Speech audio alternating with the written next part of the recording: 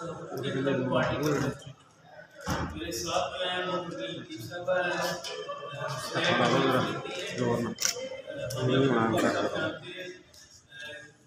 मुमताज़ साहब हैं और राणा रियाज साहब हैं और इश्तियाक साहब हैं जो सेफ्टी वर्कर्स के रहनुमा हैं। आज हम आपके पास एक खास पैगाम लेके आए हैं। आपको पता है कि इस वक्त COP28 जो दुबई में एक आर्मी कॉन्फ्रेंस हुई है। COP का मतलब है कॉन्फ्रेंस ऑफ पार्टी, यानी अक़वाम मुत्तहिदा के ज़ेर इक़्तिदार दुनिया के तमाम मुल्क माहौलियात के इशू पर हर साल किसी एक जगह पे इकट्ठे होते। पिछले साल वो शर्म अल शेख इजिप्ट में इकट्ठे हुए थे, इस साल वो दुबई में इकट्ठे हो रहे हैं और दुनिया के माहौलियात के बारे में कुछ फैसले होते हैं कि किस तरह माहौल को बेहतर किया जा सकता है। तो ये जो COP28 है, उस मौके पर 9 दिसंबर को पूरी दुनिया में जो फॉसिल फ्यूल के जरिए एनर्जी पैदावार है उसके खिलाफ मुजाहरे हो रहे हैं। इसका मतलब ये है कि जो आप एनर्जी पैदा करने के लिए गंदे और माहौल को खराब करने वाले जो है वो लेके चले गए। बिजली तभी महंगी है कि IPPs को कई 100 अरब रुपया ये जो प्राइवेट कंपनियां हैं ये लूट कर ले जाती हैं। तो हम कहते हैं कि IPPs से बिजली बनवाने के बजाय आप काबिल तजदीद तवानाई बनाए। COP28 के जो सिविल सोसाइटी के लोग हैं जिनकी हम भी नुमाइंदगी करते हैं, मैं पिछले साल COP27 में मिस्र के शहर शर्म अल शेख में शरीक हुआ था। मैं कल भी दुबई जा रहा हूँ इसी कॉन्फ्रेंस में शरीक होने के लिए। और 9 को जो आप हज़ारों लोग फैसलाबाद में मुजाहरा करेंगे, ये दुनिया के बड़े मुजाहरों में एक मुजाहरा होगा। और पाकिस्तान से उठने वाली आवाज़, ख़ास तौर पे जो पाकिस्तान के तीसरा बड़ा शहर है और ख़ास तौर पे जो इस वक्त गंदगी में लाहौर का मुकाबला कर रहा है और जो उनके रोज़ाना जो है वो हमें आलमी सतह पर शर्मिंदगी का मुजाहरा करना पड़ता है कि हमारे शहर गंदे शहर होते हैं।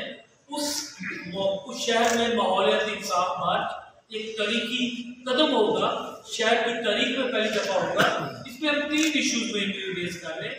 जहाँ हम फॉसिल फ्यूल का मसला कर रहे हैं, दूसरा बेरोजगारी का कर रहे हैं, क्योंकि जब तक बेरोजगारी खत्म नहीं होगी, इंसानी हकूक़ की पामाली खत्म नहीं होगी, जहाँ पर लोगों को एक इंसानी जिंदगी गुजारने का मौका नहीं मिलेगा, जहाँ पर आप हवा को साफ नहीं कर सकते। और ये जो तारीखी माहौलियाती गंदगी फैलाई है, ये अमीर मुल्कों ने फैलाई। हम पाकिस्तान में उस जुर्म की सजा पा रहे हैं जो हमसे सरजद ही नहीं हुआ। जुर्म किया अमेरिका ने, यूरोपियन यूनियन ने, ऑस्ट्रेलिया ने, कनाडा ने। जब ये सख्ती तरक्की कर रहे थे, इन्होंने फजा का ख्याल नहीं रखा, ग्रीन गैसेस का इखराज हुआ, ग्लोबल वार्मिंग हुई।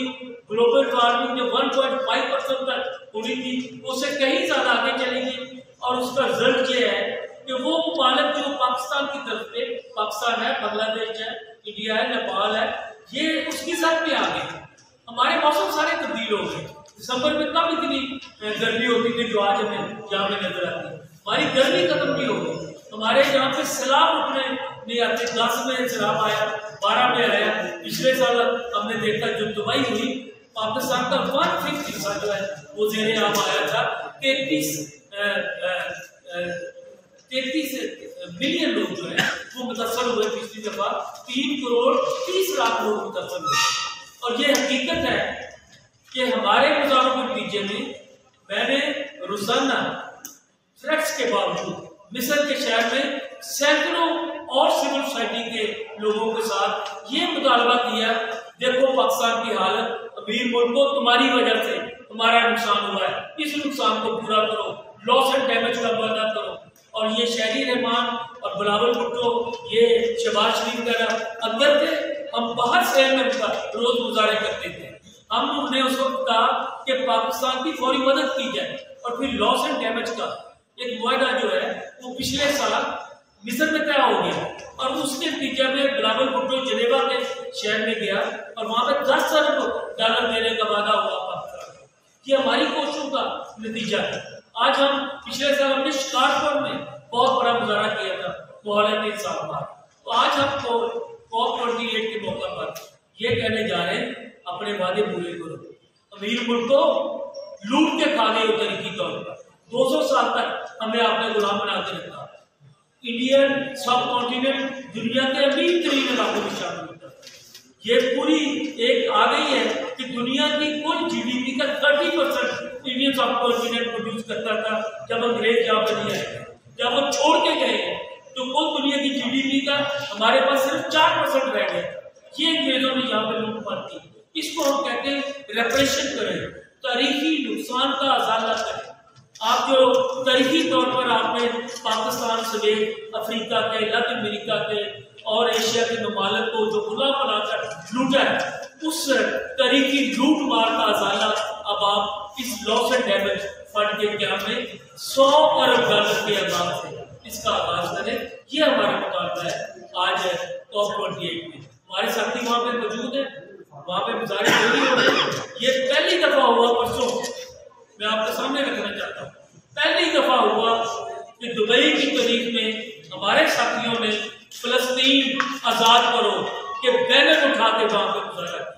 और कभी नवंबर की तनख्वाह भी नहीं मिली, दिसंबर की तनख्वाह और दूसरे साथी जो आए हैं फैक्ट्री वर्कर जो हमारे पीछे खड़े हुए हैं, जहाँ पे भट्ठा मजदूर भी हैं, पावर लूम वर्कर भी यहाँ पे मौजूद हैं।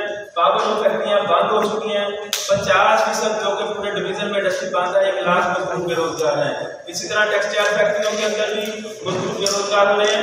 और जो गारमेंट सेक्टर जो कि बड़ा सेक्टर है वो चल रहा है, वहाँ पे लेबर डिपार्टमेंट जो है कम अज कम मुजब के कानून पर अमल दरामद कराने में नाकाम हो चुका है।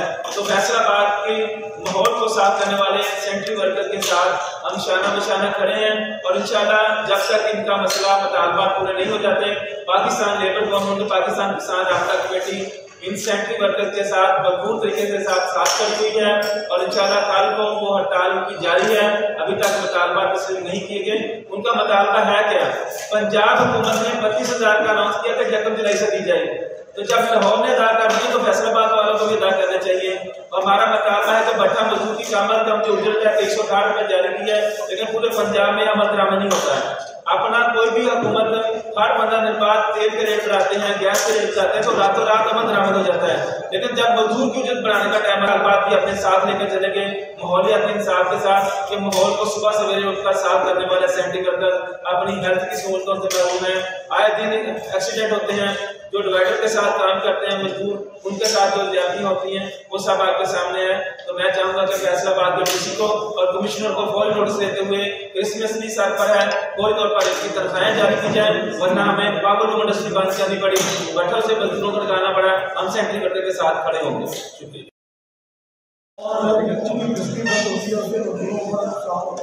इसके अलावा जो स्मोक का क्राइसिस हमने आज तक देखा है, उसका भी मुश्किल वजह भी जो है वो झगड़ा है, जो इस तरह का जुआ निकालते हैं जो माहौलियाती तब्दीली का बैन। तो हम ये समझते हैं कि इस जितनी भी माहौलियाती तब्दीली है इसमें मजदूरों का कोई कसूर नहीं है। एक लफ्ज़ है इंटरनेशनल क्लाइमेट के अंदर आजकल इस्तेमाल हो रहा है, जस्ट ट्रांजिशन का। जस्ट ट्रांजिशन का मतलब ये है कि जो भी आप डेवलपमेंट करते हैं, जो भी आप तरक्की करते हैं, उसमें आप माहौलियाती तब्दीली को मद्देनजर रखते हुए तब्दीली करें। तो इसमें मजदूर जो है उनकी जो तकनीक है, उनका जो काम है, उनका इसमें कोई जो है वो हिस्सा नहीं है। अगर इसके अंदर कोई तब्दीली लानी है तो वो इवेंचुअली सरमायादारों ने या फैक्ट्री मालिकान ने या बाकी गवर्नमेंट ने उन्हें लानी है। इस माहौलियाती तब्दीली की वजह से जो मजदूरों की नौकरियाँ जाती हैं, हम ये समझते हैं कि ये गलत हो रहा है उनके साथ। और हम ये मुतालबा भी करते हैं कि नई ग्रीन जॉब जो माहौलियाती तब्दीली के बिल्कुल रेलिवेंट हों, मजदूरों के लिए और तमाम जो मजदूरों के मुतालबात हैं उनको इम्पोर्टेंस देते हैं।